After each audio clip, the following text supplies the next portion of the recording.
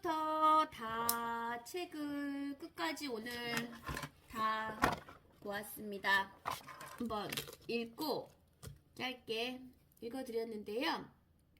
공부가 너무 하기 싫어서 시작하였습니다. 이번에 저와 함께 한 번에 딱 붙기를 기원합니다. 1번 여가의 어원. 자, 그냥 한 줄로 줄일게요. 자, 여가의 어원. 우리말 사전에는 여가를 결을 틈, 짬으로 풀이하는데 최근에는 레저라는 외래어를 그대로 사용하기도 합니다.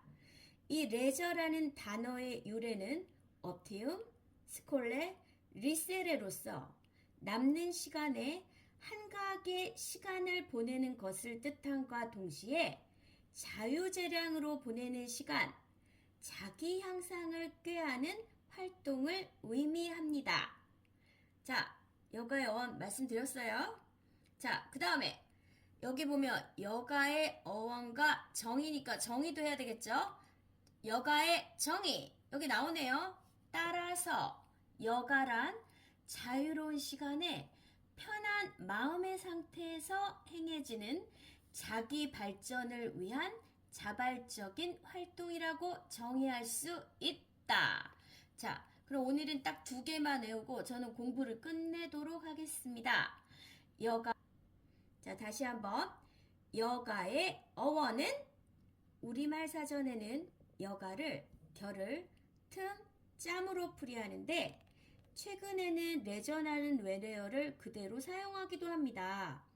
이 레저라는 단어의 유래는 업티움, 스컬레, 리세레로서 남는 시간에 한가하게 시간을 보내는 것을 뜻함과 동시에 자유재량으로 보내는 시간, 자기 향상을 꾀하는 활동을 의미합니다.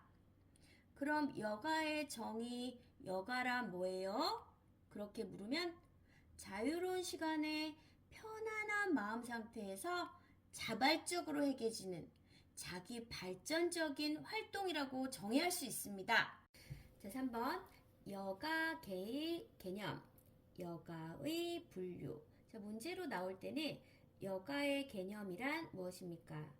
여가의 분류를 해보세요. 뭐 이렇게 나올 것 같습니다. 자, 여가의 개념은요. 시간으로서의 개념, 활동으로서의 개념, 의식의 개념, 가치의 개념의 여가가 있습니다.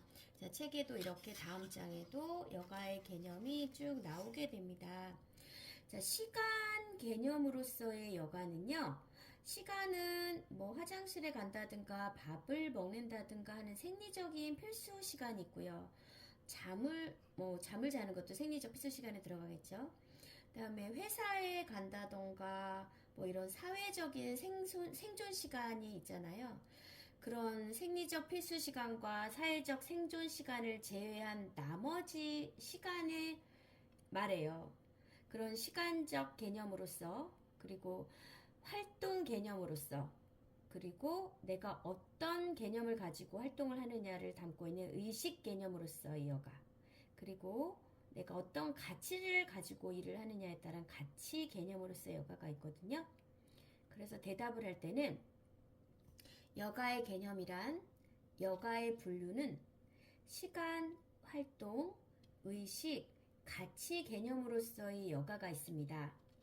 시간 개념으로서는 생리적 필수 시간과 사회적 생존 시간을 제외한 나머지 시간을 말하며, 활동 개념으로서는 여가 시간 안에서 어떤 활동을 하느냐의 개념, 의식 개념으로서는 그 활동들을 할 때 어떤 의식을 가지고 하느냐의 개념, 가치 개념으로서의 여가는 자기 개발, 자기 실현에 어떤 가치를 추구하느냐의 개념으로 분류를 할 수가 있습니다.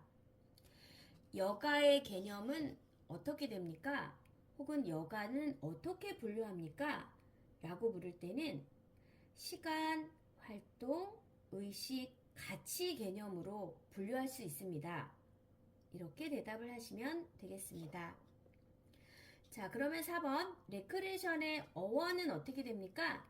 레크레이션의 어원은 재창조하다, 원기를 회복시키다의 의미를 가진 라틴어에서 유래되었습니다. 라고 대답을 하면 될 것 같습니다. 자, 책을 읽어보면 레크리에이션의 어원은 재창조하다, 원기를 회복시키다의 의미를 지닌 라틴어 레크레아레와 명사형인 레크레아시오에서 유래되었다 라는 말이 나오거든요. 자, 영어 사전에서 보면 레크레이션은 발음이 두 가지로 되어 있습니다. 레크레이션으로 발음할 때는 오락, 기분 전환의 뜻이지만 리크리에이션으로 발음할 때는 개조, 창조의 의미로서, 즉 레크레이션을 통해 리크레이션이 되어야만 진정한 레크레이션이 되기 때문입니다. 답은 간단하게 저는 줄여서 말을 하려고 해요. 레크레이션의 어원은 재창조하다, 원기를 회복시키다의 의미를 가진 라틴어에서 유래되었습니다. 영어 사전에서 보면 레크레이션의 발음은 두 가지로 되어 있습니다. 레크레이션으로 발음할 때는 오락, 기분 전환의 뜻이지만 리크레이션으로 발음을 할 때는 개조, 창조의 의미로서, 즉 레크레이션을 통한 리크레이션이 되어야만 진정한 레크레이션이 되기 때문입니다. 이렇게 대답을 할 겁니다. 끝! 자, 이번에는 레크레이션의 본질에 대해서 알아보도록 하겠습니다. 자, 레크레이션의 본질은 여가에 행해지는 것, 자발적으로 행해지는 것, 만족을 느끼는 것, 할 만한 가치가 있는 것, 사회적으로 용납되는 것이라고 써 있습니다. 이 문제는 구술에 가장 많이 출제되는 것 중에 하나라고 해요. 자, 우리는 이렇게 외워보도록 합시다. 레크레이션의 본질은 여가 시간에 자발적으로, 사회적으로 용납되고 할 만한 가치가 있는 것을 통해 만족을 느끼는 것입니다. 자, 언제? 여가 시간에. 남이 억지로 시키는 게 아니라 내가 자발적으로, 사회적으로 용납 안 되는 거, 그런 거 아니고 사회적으로 용납되는 거를, 가치가 없는 거, 나쁜 거, 그런 거 아니고 할 만한 가치가 있는 것을 통해서 만족을 느끼는 것입니다. 여가 시간에 자발적으로 사회적으로 용납되고 할 만한 가치가 있는 것을 통해 만족을 느끼는 것입니다. 자, 6번 레크레이션의 정의. 자, 저는 레크레이션의 정의가 이게 너무 많아요. 한쪽, 두쪽. 자, 이거 세 줄로 줄여보려면요, 저는 이렇게 줄여봤습니다. 간단하게 대답을 해야 되니까요. 레크레이션의 정의. 여러 학자들이 다양한 정의를 내놓았지만 저는 김호중 학자의 레크레이션의 정의에 대해 말씀드리고 싶습니다. 레크레이션은 각자가 선택한 활동에 스스로 참여하여 만족을 느낄 수 있는, 사회문화적으로 받아들일 수 있는 창조적이며 건설적인 여가 활동이다. 입니다. 다시 한번 말해볼게요. 레크레이션의 정의는 뭐예요? 여러 학자들이 다양한 정의를 내놓았지만 저는 김호중 학자의 정의에 대해 말씀드리고 싶습니다.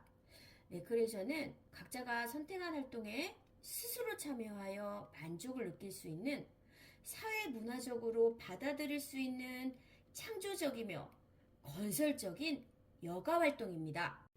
자, 레크레이션의 분류가 되겠습니다.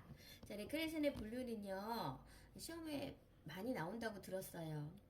근데 전 또 이 단어가 좀 항상 헷갈리잖아요. 이 분류.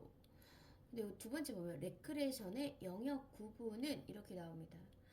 근데 시험 문제 나올 때 레크레이션의 분류는 어떻게 됩니까? 레크레이션의 구분은 어떻게 됩니까? 이렇게 나올 거면 조금 걱정이 되긴 해요. 자, 답은 이렇게 하시면 될 것 같습니다. 레크레이션의 분류는 총체적 분류, 행하여지는 기관에 따른 분류, 행하여지는 장소에 따른 분류, 활동 종목에 따른 분류, 형태에 따른 분류로 분류할 수 있습니다. 이렇게 대답하시면 될 것 같습니다. 자, 그러면 분명히 세부적인 게 다 나올 겁니다. 제가 알기로는 그럼 총체적 분류는 뭔가요? 행하여지는 기관에 따른 분류는 뭔가요? 행하여지는 장소에 따른 분류는 뭔가요? 활동 종목에 따른 분류는 뭔가요? 형태에 따른 분류는 뭔가요? 이게 또 나온다고 들었거든요. 네. 자, 그러면 총체적 분류의 레크레이션이란 무엇인가요? 라는 문제가 나옵니다. 그럼 뭔가요? 자, 책에서 보겠습니다. 레크레이션의 분류는 총체적 분류가 나와요. 책에 나오죠?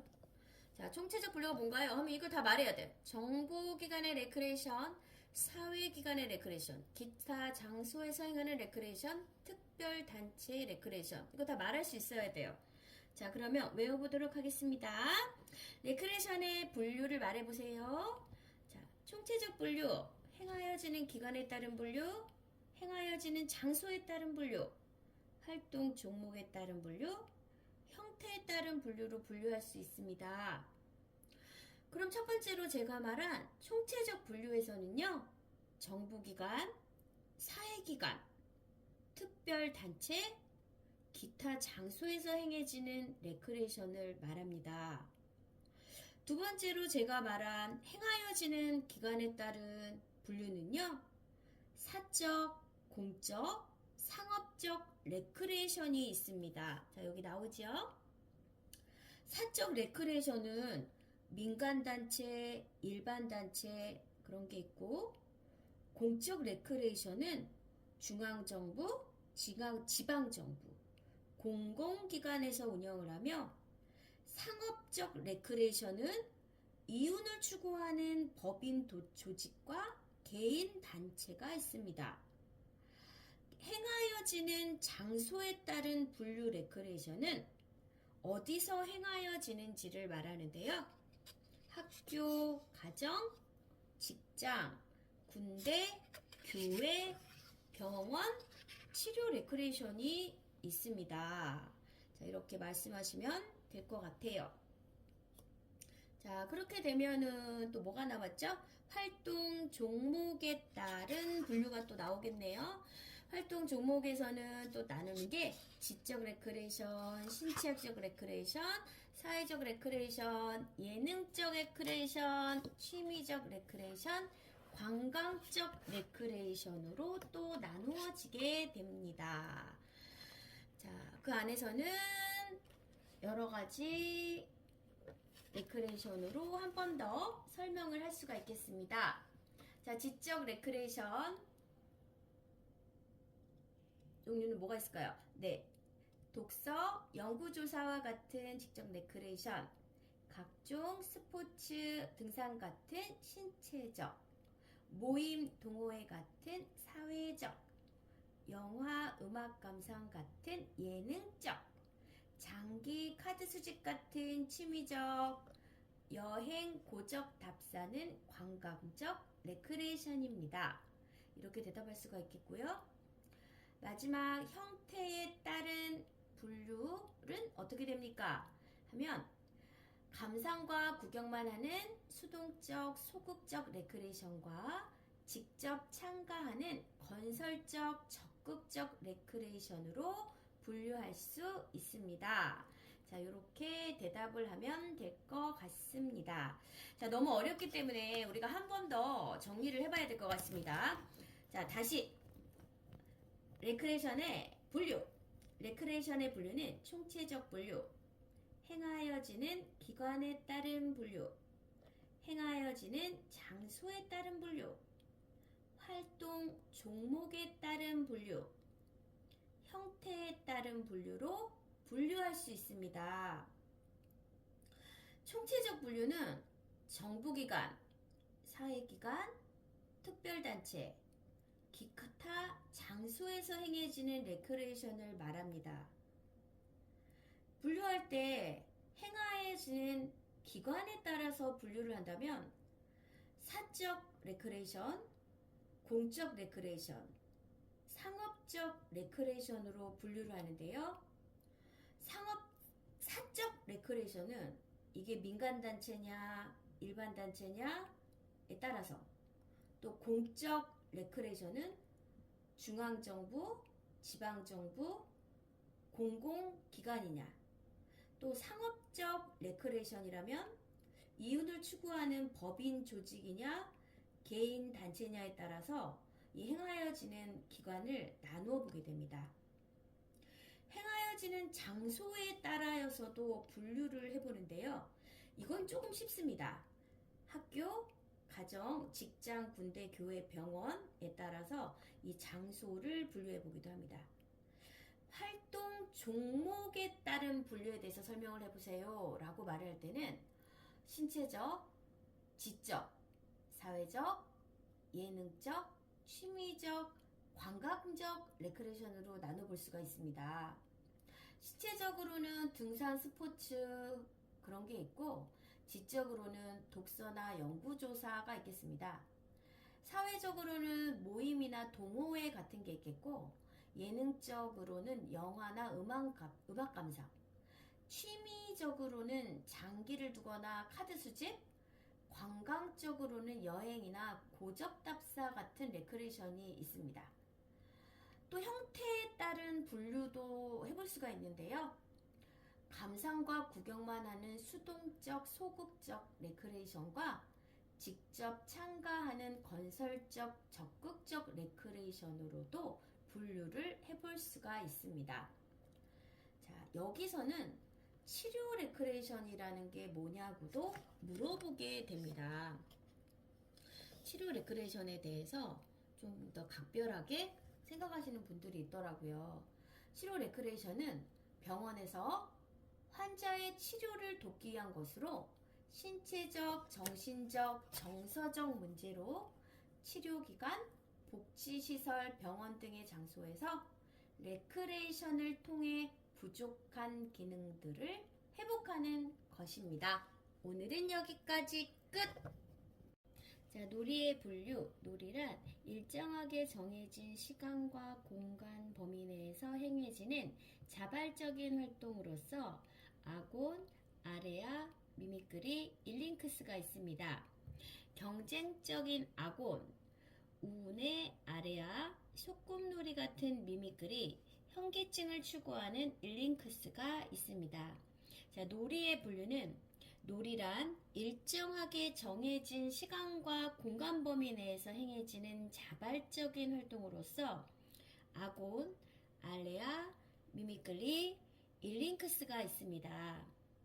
경쟁적인 요소를 가지고 있는 아곤, 운을 가지고 있는 알레아, 소꿉놀이 같은 미미크리, 현기증을 추구하는 일링크스가 있습니다. 까이와의 놀이의 본질적인 특징 6가지. 이 문제도 자주 출제되는 문제입니다.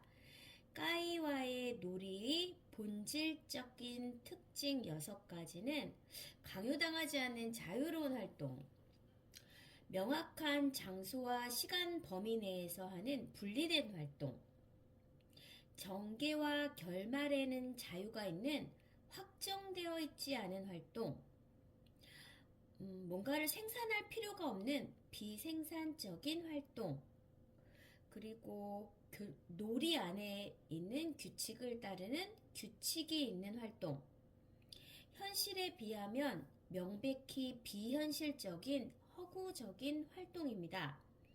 자, 다시 까이와는 사람이에요. 까이와의 놀이의 본질적 특징 6가지가 무엇인가요?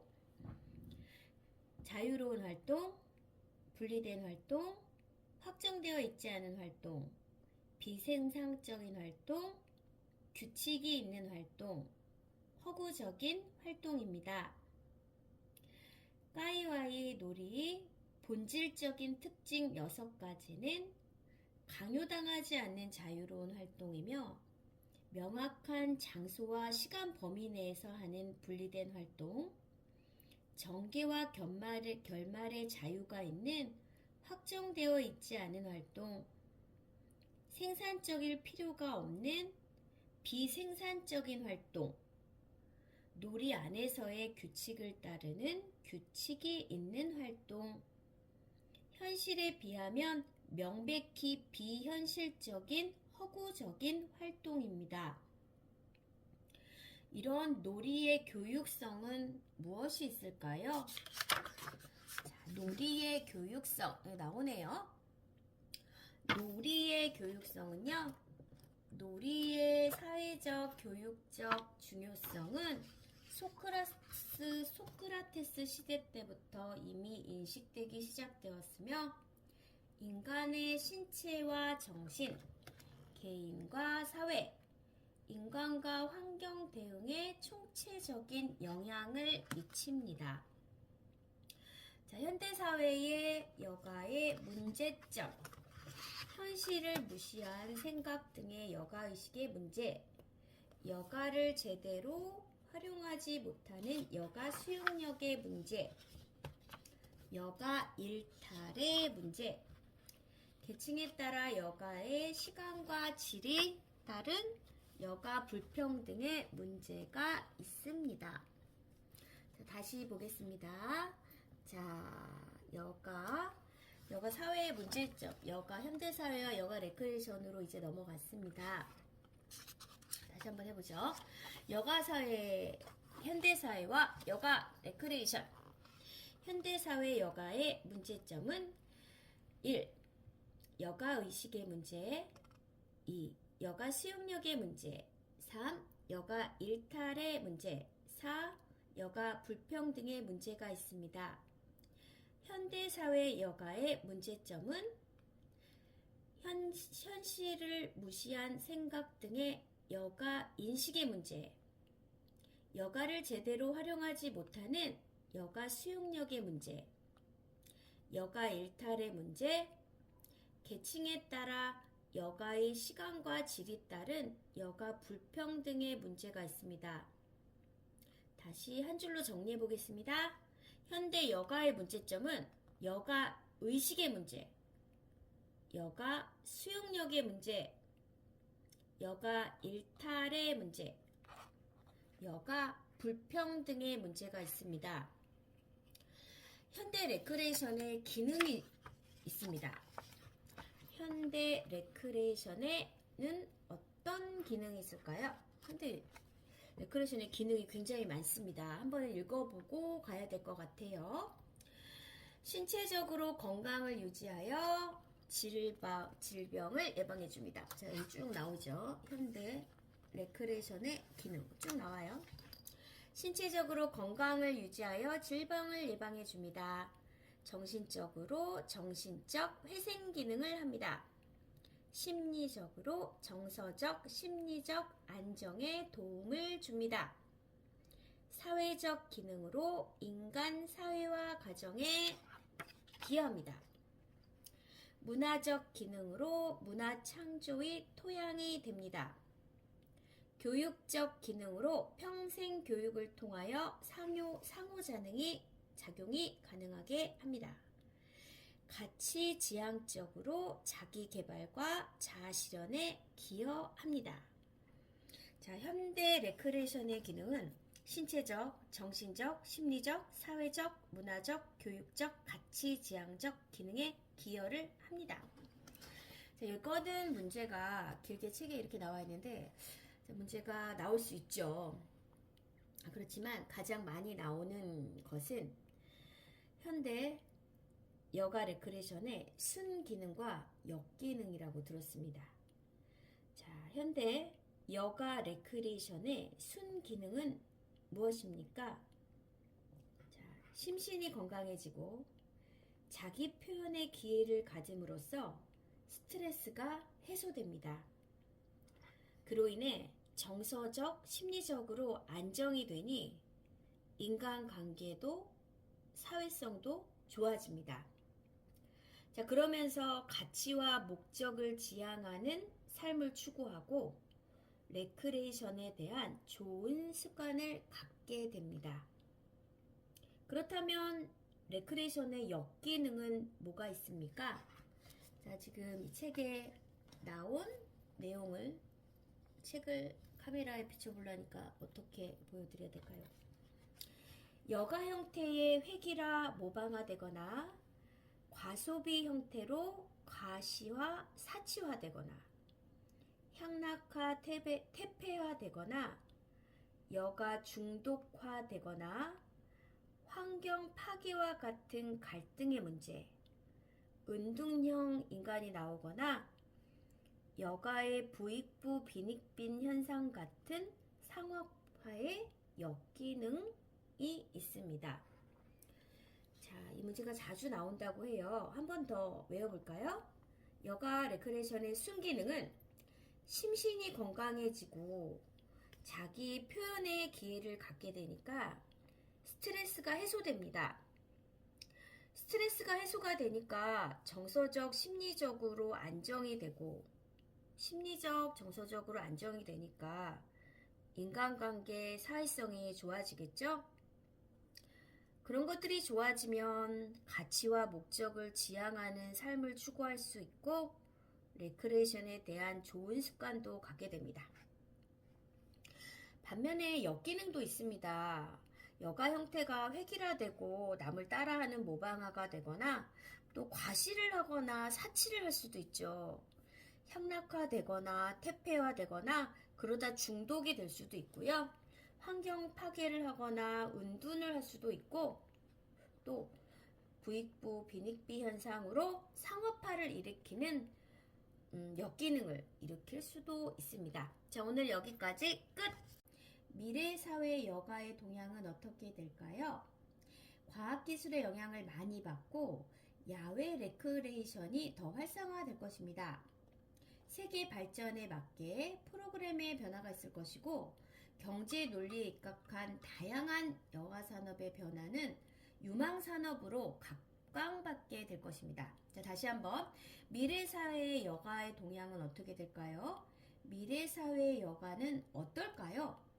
과학기술의 영향을 많이 받고 야외 레크레이션이 더 활성화될 것입니다. 세계 발전에 맞게 프로그램의 변화가 있을 것이고 과학기술은 나오죠? 프로그램의 변화가 있을 것이고 경제 논리에 입각한 다양한 여가 산업은 미래 유망 산업으로 각광받을 것입니다. 자, 레크레이션의 리더십. 리더십에 대해서 또 보겠습니다. 리더십의 정의. 리더십이란 의사결정과 목표 달성을 위해 구성원들에게 동기를 부여하고 이들 상호 간의 활동을 조정하는 힘을 말합니다. 리더십의 정의. 자, 간단하게 줄여보았습니다. 리더십의 정의. 의사결정과 목표 달성을 위해 구성원들의 동기를 부여하고 이들 상호 간의 활동을 조정하는 힘을 말합니다. 자, 리더십의 의미, 종류, 리더십의 종류의 분류. 리더십의 의미를 저는 이런 게 참 어렵거든요. 리더십의 의미, 종류, 분류? 뭐 일단 있다고 합니다. 기능적 의미, 집단 기능적 의미, 사회적 의미, 그렇게 있다고 해요. 리더십의 의미는 임무를 수행하는 기능적 의미와 사람들에게 영향력을 행사하는 집단 기능적 의미, 리더와 구성원 사이에 사회적 의미가 있다고 합니다. 자, 보면 여기 이렇게 써 있어요. 리더십의 의미가 리더십의 의미를 기능적 의미, 집단 기능적 의미, 사회적 의미, 의미의 종류입니다. 임무를 수행하는 기능적 의미, 사람들에게 영향력을 행사하는 집단 기능적 의미, 리더와 구성원 사이의 사회적 의미. 자, 이제 리더십의 이론이 나옵니다. 리더십 이론은 세 가지 이론이 있습니다. 1. 특성론, 2. 상황론, 3. 집단 역학론. 자, 타고난 자질로 리더가 되었다는 특성론. 특성론과 달리 상황에 따른 상황론. 구성원의 역학적 관계에 의해 리더가 되었다는 집단 역학론. 자, 다시 리더십 이론, 리더십의 이론. 자, 참 어려워요. 저는 리더십의 이론. 이게 무슨 말인지 모르겠습니다. 리더십의 이론, 타고난 자질로 리더가 되었다는 특성론, 특성론과 달리 상황에 따라서 리더가 되었다는 상황론, 구성원의 역학적 관계에 의해서 리더가 되었다는 집단 역학론. 리더십의 이론에 대해 말해보세요. 타고나서 리더가 되었다는 특성론, 상황에 따라서 리더가 되었다는 상황론, 구성원 간의 역학적 관계에 의해 리더가 되었다는 집단 역학론이 있다고 합니다. 끝. 리더십의 유형. 리더십에는 여러 가지 유형이 있다고 합니다. 이거는 좀 이해를 하겠습니다. 여러 가지 유형이 있을 수 있죠. 자, 첫 번째로 전제형 리더십, 두 번째 민주형 리더십, 세 번째 자유방임형 리더십입니다. 자, 이건 좀 알아듣겠습니다. 어떤 리더가 있느냐? 전제형 리더십, 민주형 리더십, 자유방임형 리더십이 있습니다. 전제형 리더십, 독재형 리더십입니다. 독재형 리더십, 민주형 리더십, 자유방임형 리더십. 그냥 들어도 무슨 말인지 알 것 같아요. 독재적이냐, 민주적이냐, 자유방임적이냐, 이겁니다. 자, 그런데 레크레이션 리더십의 유형은 이러한데, 레크레이션 리더십의 종류라는 말이 또 있더라고요. 유형이 어떻습니까? 라고 물으면 독재형, 민주형, 자유방임형 이렇게 대답하시고요. 종류가 뭡니까? 라고 종류라는 단어가 나오면 거래적, 변현적, 변혁적, 서번트 이렇게 대답을 하라고 합니다. 거래적, 변혁적, 서번트 리더십. 이렇게. 자, 레크레이션 지도자란 레크레이션 리더로서 레크레이션을 관리와 지도하는 역할을 갖추고 레크레이터로서 프로그램을 기획, 상담, 안내하는 사람을 말합니다. 자, 조금 말이 어렵네요. 자, 레크레이션 지도자란 레크레이션 리더로서 레크레이션을 관리와 지도하는 역할을 갖추고 레크레이터로서 프로그램을 기획, 상담, 안내하는 사람입니다. 자, 레크레이션 지도자는 레크레이션을 리더하고 또 레크레이터로서 프로그램을 기획, 상담, 안내하는 사람을 말합니다.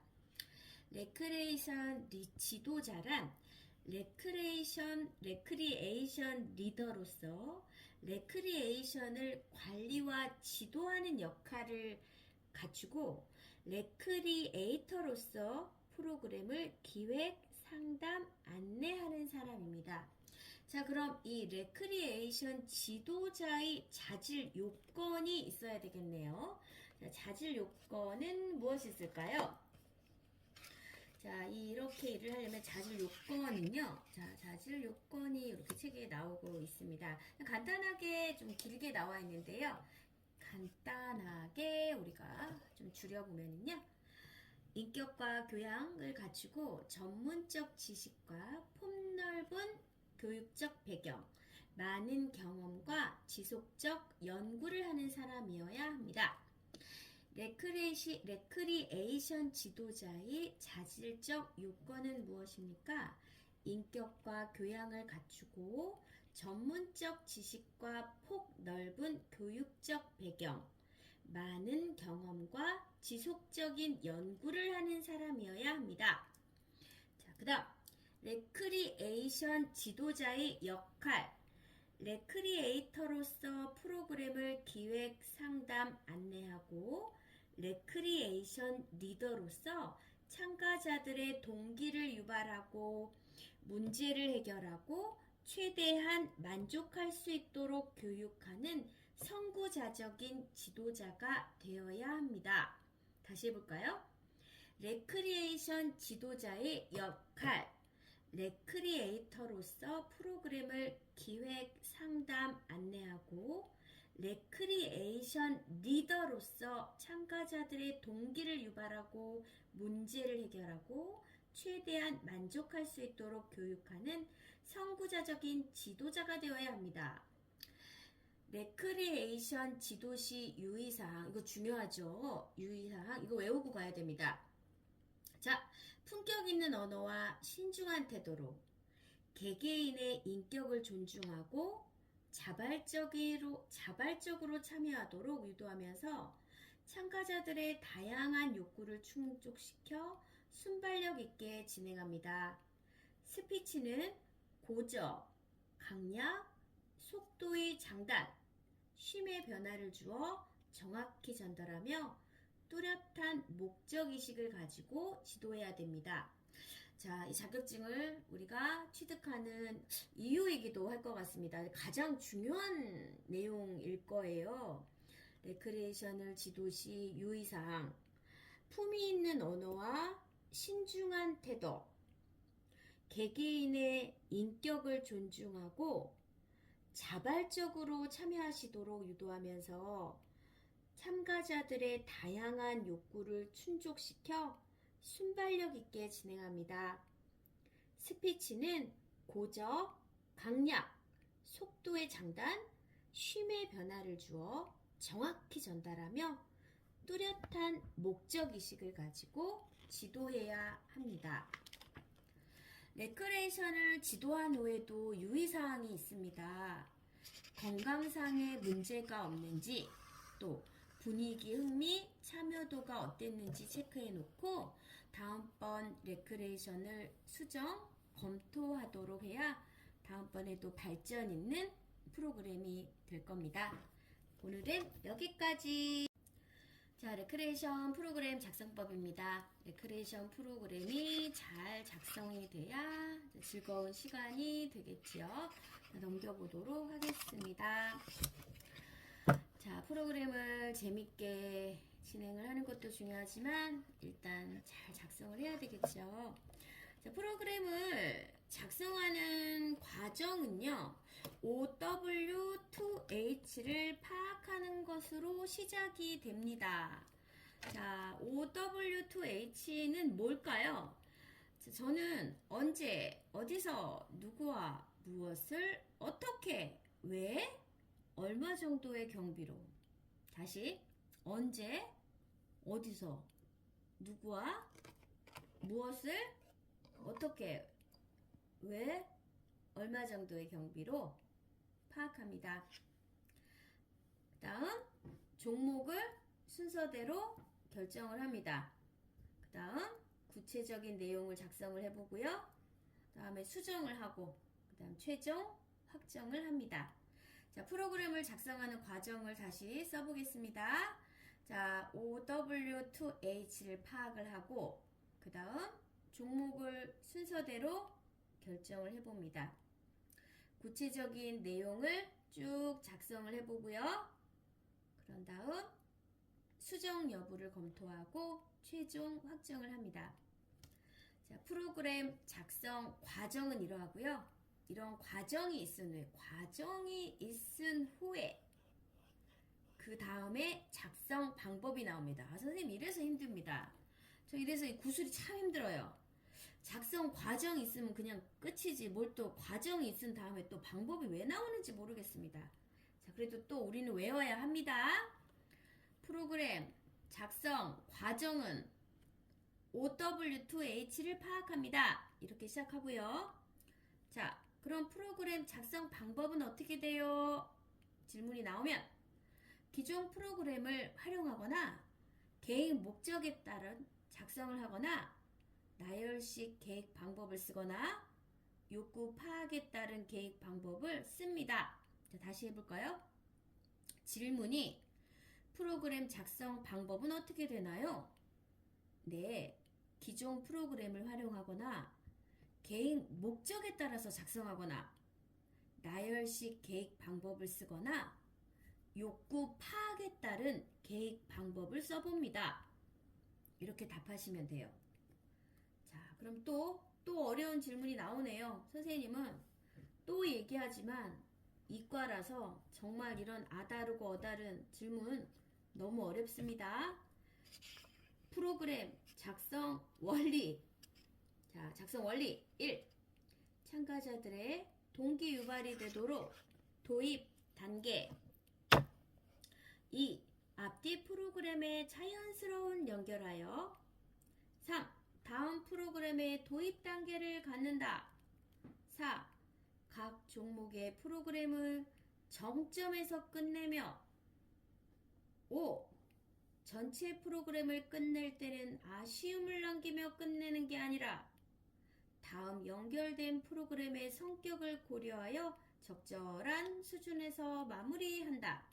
선생님이 이렇게 정리를 제가 해보았습니다. 자, 프로그램의 작성 원리 이렇게 써있네요. 자, 맨 처음 전체적인 도입 단계를 갖는다. 블라블라 뭐 이렇게 써있습니다. 그래서 뭐 어쩌고 저쩌고 하는데, 자, 일단 앞머리만 따서 연결을 해보면요. 프로그램의 작성 원리는 동기 유발이 되도록 도입 단계를 가진 후에 앞뒤 프로그램이 자연스럽게 연결을 한대요. 자, 처음 다시 말해볼까요? 프로그램의 작성 원리는 참가자들이 동기 유발이 되도록 도입 단계를 갖고 그 다음에 앞뒤 프로그램이 자연스럽게 연결이 되도록 한 다음에 다음 프로그램의 도입 단계를 또 갖는답니다. 이렇게 진행을 해서 프로그램이 정점에 달하면 끝내고, 정점에서 아쉬움을 남기면서 끝내는 게 아니라 다음 연결된 프로그램의 성격을 고려하여 적절한 수준에서 마무리를 한대요. 자, 무슨 말인지 잘 모르겠어요, 저는. 다시 한번 외워볼까요? 프로그램의 작성 원리. 참가자들의 동기 유발이 되도록 도입 단계를 가져갑니다. 앞뒤 프로그램이 자연스럽게 연결하여 다음 프로그램의 도입 단계를 갖습니다. 각 종목의 프로그램은 정점에서 끝내며 전체 프로그램을 끝낼 때는 아쉬움을 남기며 끝내는 게 아니라 다음 연결 프로그램의 성격을 고려하여 적절한 수준에서 마무리합니다. 자, 여러분들은 잘 말을 알아들었으리라 생각하고 저는 그냥 무대부로 외우도록 하겠습니다. 자, 프로그램의 진행 순서, 도입 단계, 전개 단계 여기 나오네요. 이거 그냥 외우라고 하던데요. 프로그램의 진행 순서, 도입, 전개, 본 단계, 정점, 마무리. 자, 아까 그 작성 원리랑 비슷한 것 같기도 하고 도입, 전개, 본 단계, 정점, 마무리. 프로그램의 진행 순서 도입 들어가서 전개, 본 단계, 정점에 이르르면 마무리한답니다. 한 번 더 말해볼까요? 도입, 전개, 본 단계, 정점, 마무리. 자, 이런 프로그램의 작성 시 유의점이 있습니다. 굉장히 중요한 것 같습니다.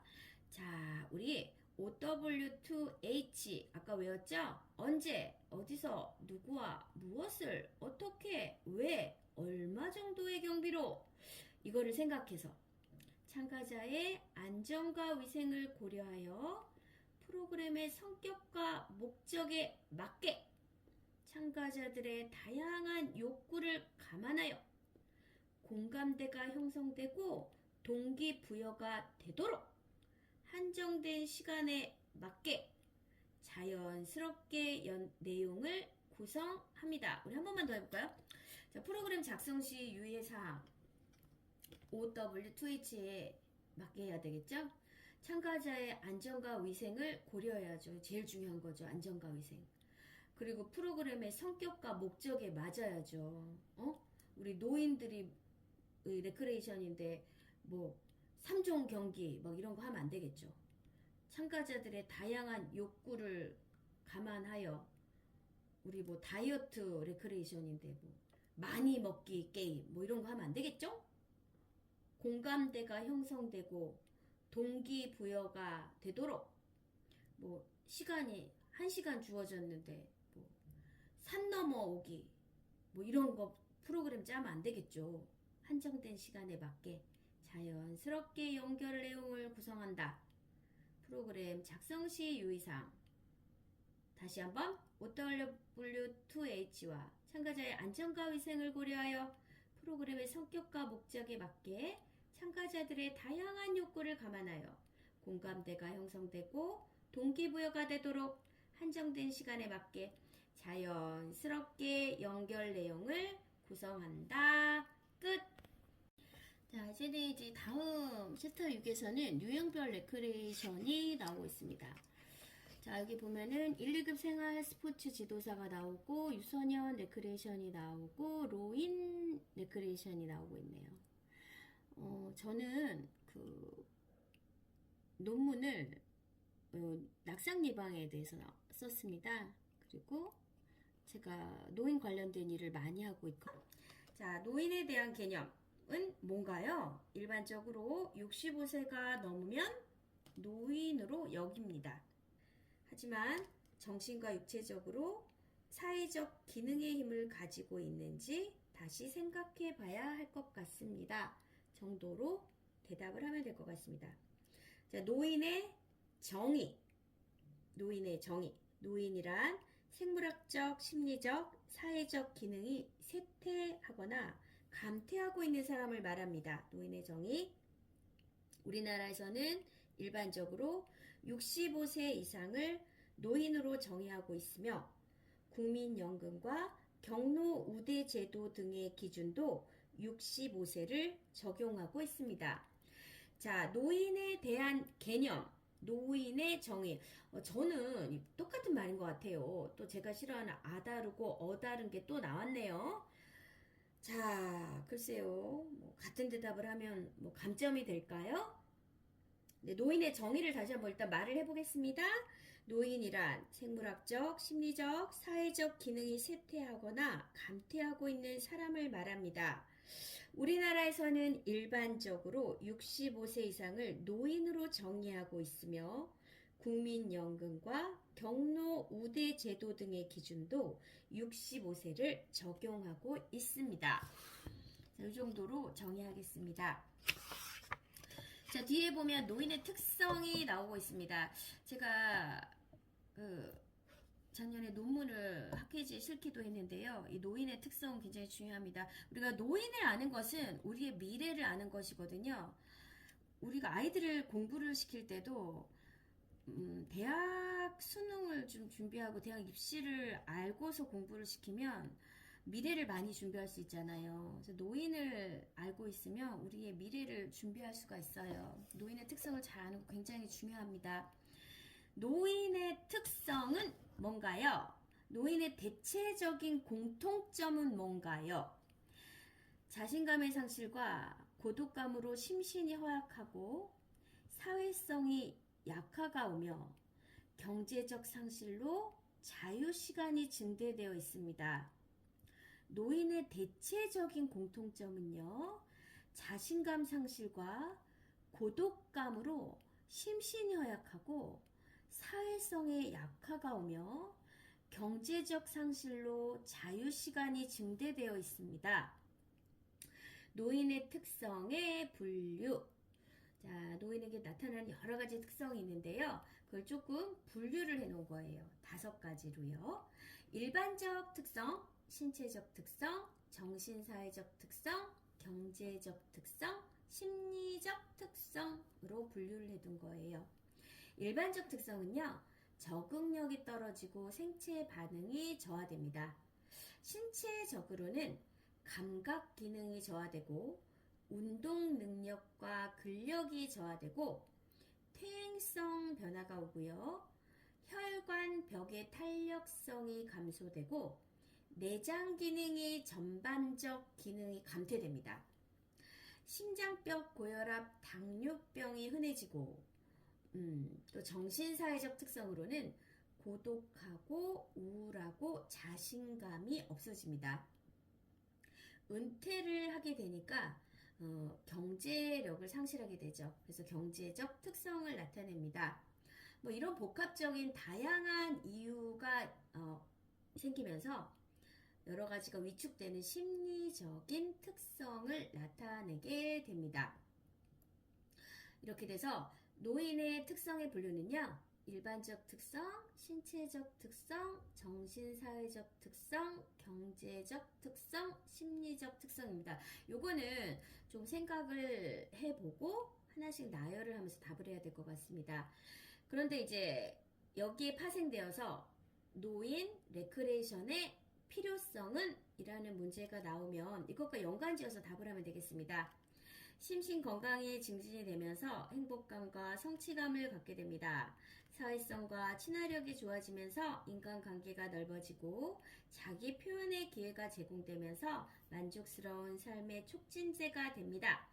이로 인해 정서가 순환되고 삶의 의욕을 갖게 됨으로써 치매, 각종 질환의 예방적 효과를 가져와 삶의 의욕을 갖게 해줍니다. 제가 좀 정리를 해봤는데요. 결과적으로 이 노인의 특성, 자신감 상실과 고독감으로 심신에 허약하고 사회성의 약화가 오며 경제력 상실로 자유시간이 증대되어 있습니다. 라는 노인의 대체적인 공통점, 이것을 해결하기 위해서 노인 레크레이션이 필요한 거예요. 자신감이 상실되고 고독감이 오고 사회성이 약화되고 경제력이 상실돼서 자유시간이 많아지니까 이것들을 해결하기 위하여 노인 레크레이션이 이루어지면요. 심신이 건강해지고 행복하고 이제 성취감이 생기고 사회성과 친화력이 좋아지니까 인간관계가 넓어지잖아요. 인간관계 넓어지니까 뭐 자기를 표현할 기회가 많이 생기잖아요. 그러니까 막 고독하고 우울하고 힘들었는데 만족스러워지잖아요. 그러니까 막 살고 싶어지잖아요. 그러니까 심신이 건강해지니까 각종 질환이 예방이 되고요. 삶의 의욕이 생기고 그러니까 노인 레크레이션이 더해야죠. 그러니까 필요하잖아요. 이런 식으로 해서 뭐라도 대답을 하셔야 될 것 같아요. 자, 그러면 이런 노인 레크레이션을 우리가 지도할 때 어떤 유의사항이 있을까요? 이 책에 나오게 됩니다. 너무 중요하죠. 우리 같은 선생님들이 우리가 자격증을 취득하는 이유인 것 같습니다.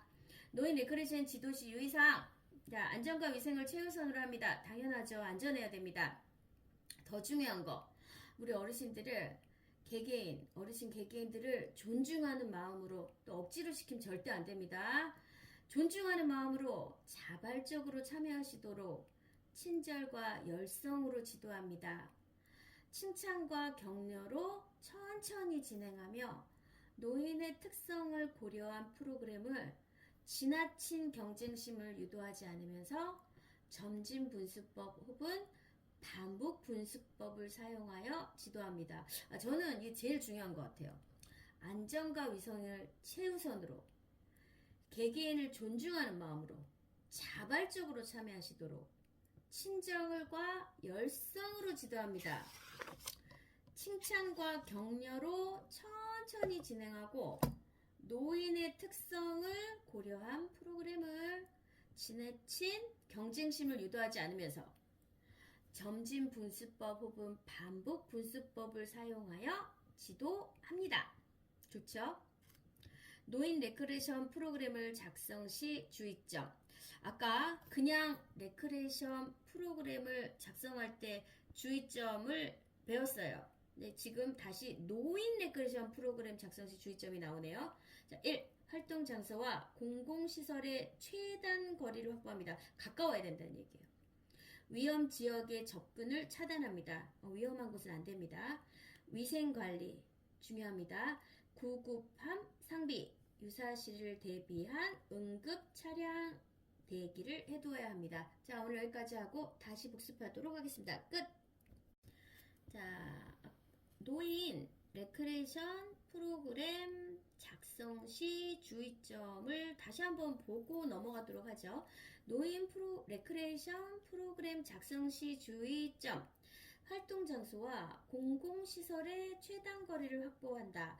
우리 레크레이션을 할 곳과 할 곳의 장소와 우리가 지금 있는 곳의 최단 거리가 할 곳이 너무 멀지 않아야 된다는 얘기예요. 그리고 위험 지역 접근을 차단한다. 위험한 곳 있죠. 막 차가 많이 다니는 곳, 이런 곳을 접근을 아예 차단해야 된다는 거죠.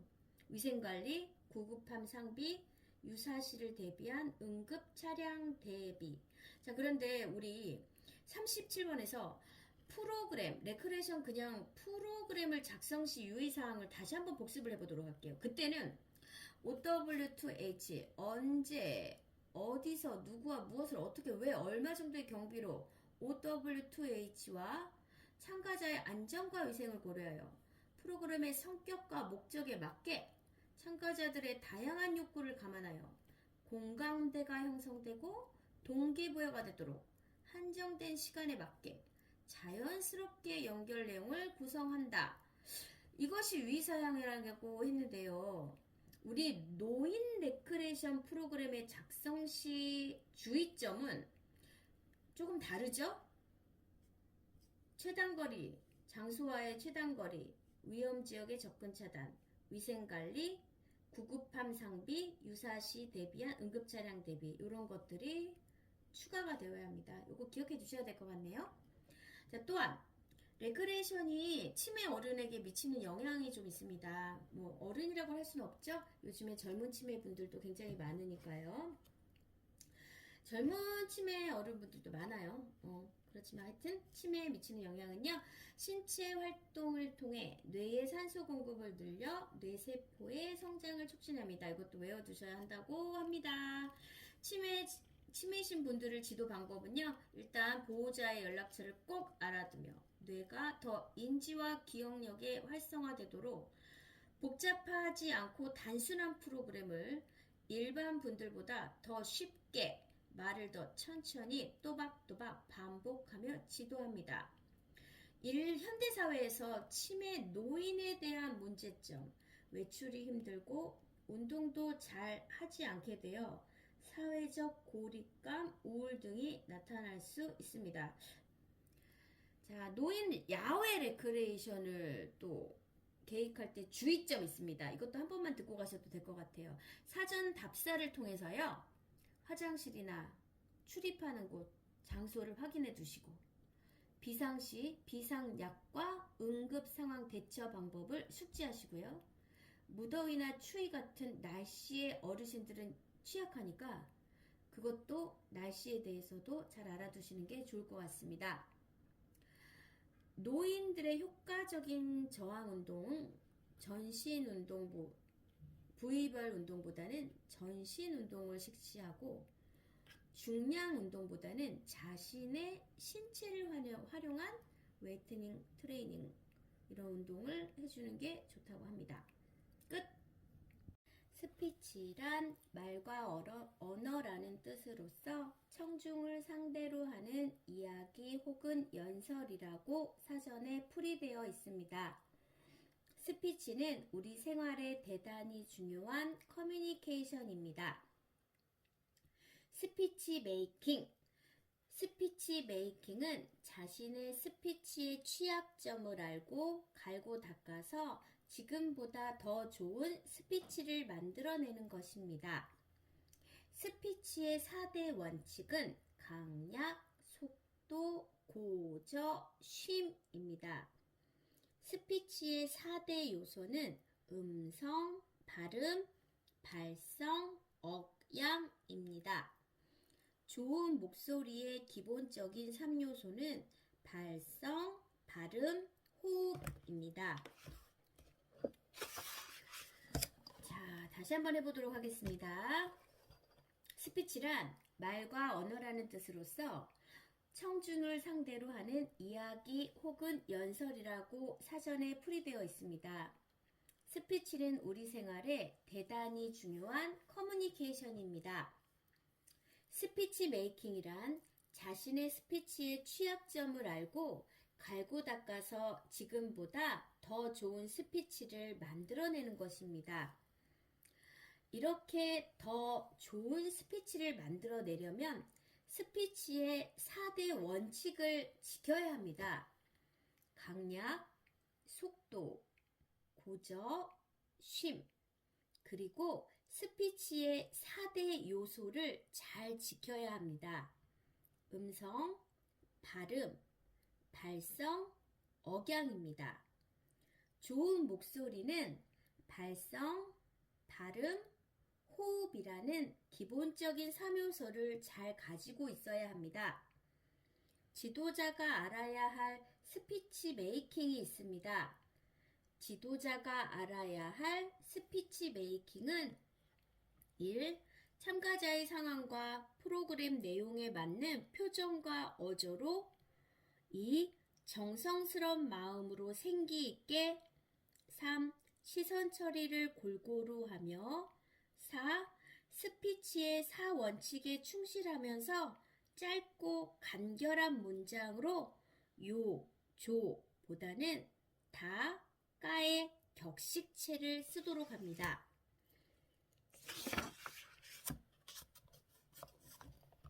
지도자가 알아야 할 스피치 메이킹.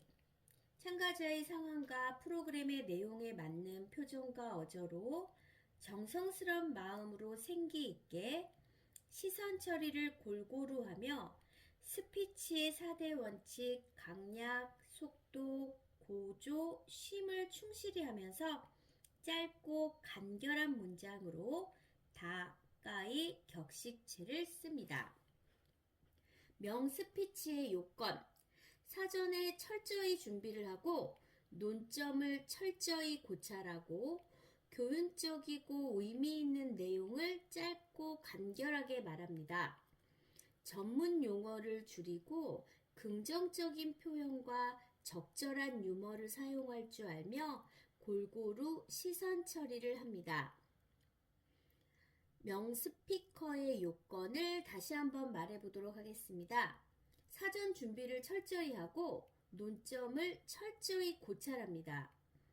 교훈적이고 의미 있는 내용을 짧고 간결하게 말합니다.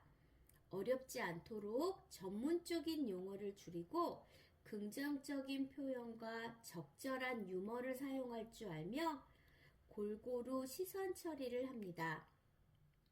이제 게임으로 넘어가도록 하겠습니다. 게임은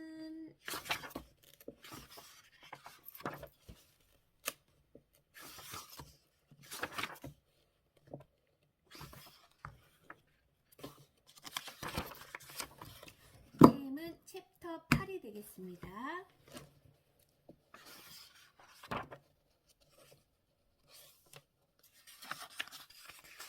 챕터 8 게임. 게임이라는 단어의 기원은 독일어 가만으로 기쁨, 즐거움, 환희를 의미합니다. 놀이보다 복잡하며 조직화되어 정해진 규칙을 따르는 놀이라고 할 수 있습니다. 놀이와 게임의 차이는 놀이는 가장 소박하며 단순한 인간의 기본 활동이며 게임의 기초가 됩니다. 게임은 놀이 가운데에서 경쟁적인 특성이 있는 활동만 따로 구분하여 일컫는 말로서 놀이가 한층 발전되어 게임이 되지만 모든 놀이가 게임으로 발전되는 것은 아닙니다. 또한 스포츠는 게임에서 더 명확한 규칙이 더 정확하게 더해진 것입니다. 게임의 원리, 목적과 대상에 맞는 가치 있는 게임을 안전하게 실행하는 것입니다. 게임의 원리, 게임의 원리는 목적 부합성, 대상 적합성, 실현 가능성, 가치성, 안정성이 있습니다. 종합적으로 말을 하면 목적과 대상에 맞는 가치가 있는 게임을 안전하게 실현 가능하게 하는 것을 말합니다. 게임의 지도 방법은 게임 설명은 간단 명료하게 간단 쉬운 동작에서 복잡 어려운 동작으로 준비 시작 이 말을 잊지 말고 팀 간의 선의의 경쟁을 시켜가며 진행합니다. 다음 프로그램을 고려하여 적절한 분위기에서 끝을 내도록 합니다. 게임 지도 시 유의사항이 있습니다. 참가자의 안전과 위생을 최우선으로 하고 준비는 철저히, 열정적으로, 시선은 고르게, 판정은 공정하게, 대상과 장소에 맞는 게임을 선택하고 벌칙은 수치감을 주어서는 안 되고 목소리는 잘 전달되고 잘 보이는 곳에 서서 진행을 하셔야 합니다. 스팟 게임이라는 것도 있습니다. 스팟 게임이란 점, 잠깐, 순간이라는 뜻으로 잠깐 시간을 진행하며 종류는 다양하지만 레크레이션 분위기를 조성하는데 활용도가 높습니다. 아이스 브레이킹이라는 것도 있습니다. 아이스 브레이킹이란 프로그램을 더 효율적으로 진행할 수 있도록 차가운 분위기를 깨트려 최상의 분위기를 만드는 것입니다. 분위기 조성 게임이라는 것도 있습니다. 프로그램 도입 부분에서 서먹한 분위기를 부드럽게 하고 참가자들의 일체감 조성에 사용합니다. 참가자들이 지도자를 살피는 시간이 없어질 때까지만 하면 좋습니다. 레크레이션 댄스란 레크레이션을 목적으로 추는 모든 춤으로써 간단한 동작과 구성으로 언제 어디서나 누구나 쉽게 즐길 수 있도록 하여 심리적 행복감과 신체적 건강을 얻을 수 있습니다. 레크레이션 댄스의 구성.